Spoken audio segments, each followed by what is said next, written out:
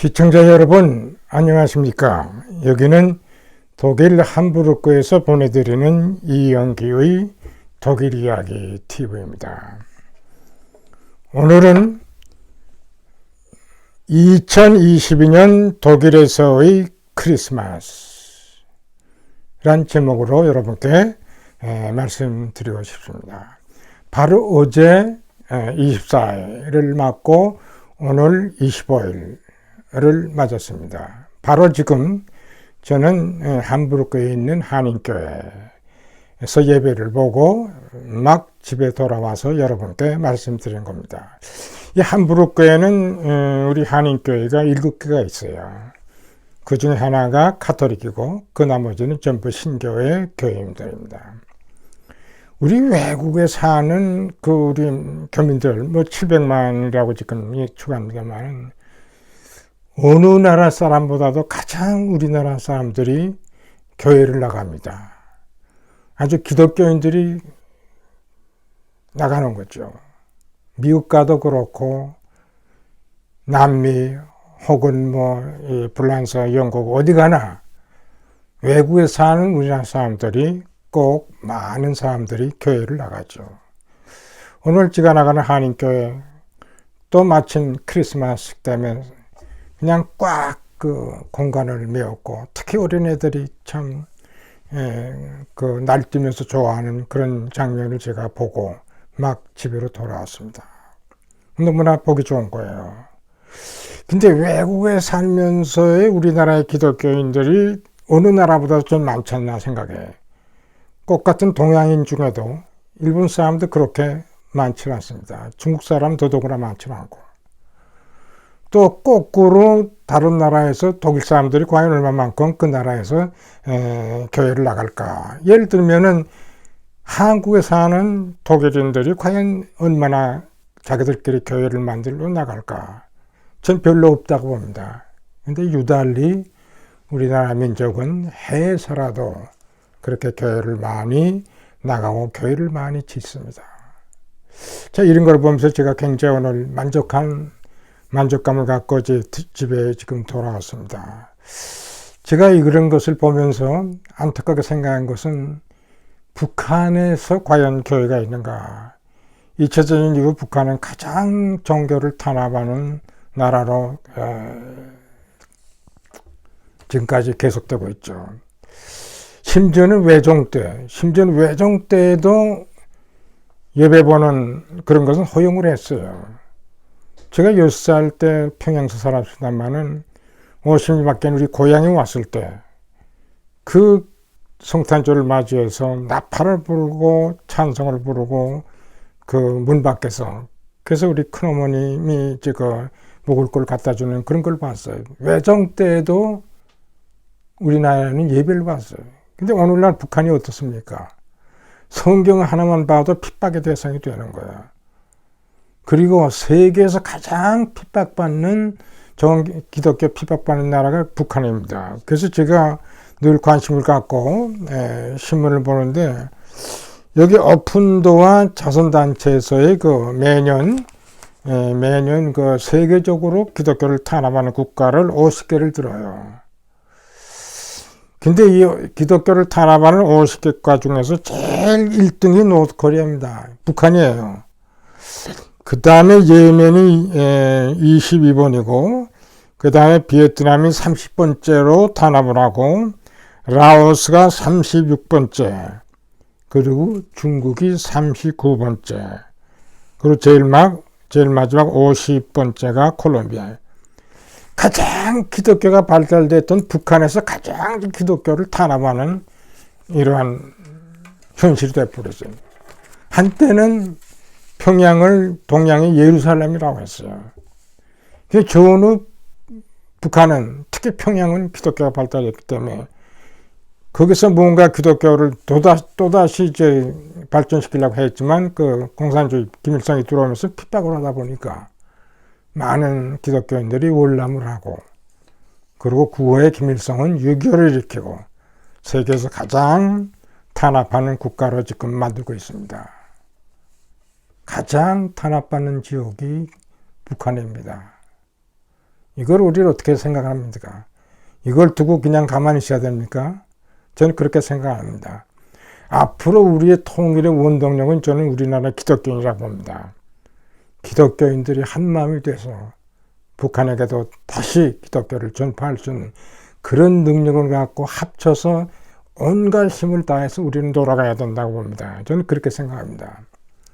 이번에 제가 독일에서 특히 크리스마스를 당하면서 무엇을 특별히 느꼈냐 하면은 지금 크게 보면은 코로나 위기 사태, 또 지난 2월 달에 시작된 우크라이나 전쟁 사태, 왜 이런 고통을 지금 온 세계가 느껴야 됩니까?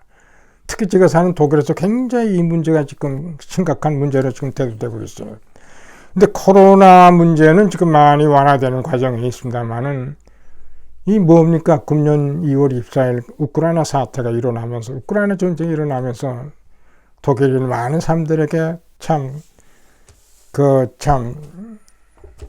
실망감을 주고 앞으로의 모든 발전에 저의 요인이 되지 않나. 그런데 이번에 참 크리스마스를 앞두고 크리스마스를 즈음을 젤렌스키가 미국을 방문해가지고 바이든을 만나고 국회에서 연설하는 거예요. 이 국회 연설에서 이 젤렌스키가 우리는 결코 항복하지 않을 것이다. 이 함부르크에 나오는 함부르크 속간신문에서 제가 올려놨습니다. 또 함부르크 속간신문에서는 뭐라고 그랬어요?